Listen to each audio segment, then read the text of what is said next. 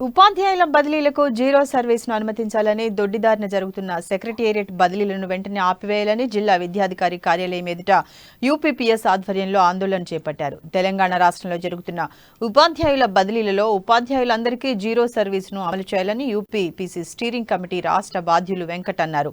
రాష్ట్రంలో జరుగుతున్న సెక్రటేరియట్ బదిలీలను వెంటనే ఆపివేయాలన్నారు. ప్రమోషన్లలో బదిలీలలో పారదర్శకత పాటించాలని అన్నారు. కోర్టు కేసులు లేని school assistant Telugu, school assistant Hindi, PD పోస్టులను అర్హత గల ఉపాధ్యాయులతో భర్తీ చేయాలని డిమాండ్ చేశారు.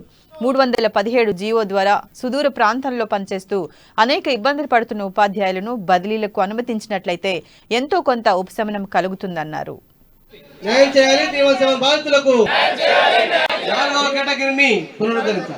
నాలుగో కేటగిరీ బదిలీలో నాలుగో కేటగిరీని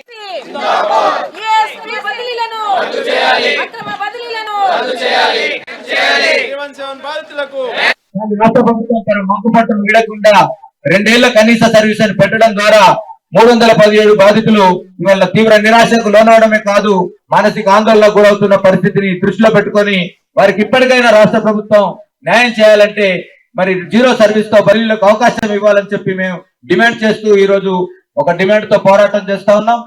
అలాగే మా పోరాటాన్ని జడిచో భయపడో ఇక అక్రమాలకు తావులేపుతున్న మిగతా మిత్రులకు కూడా మరి హెచ్చరిక చేస్తా ఉన్నాం.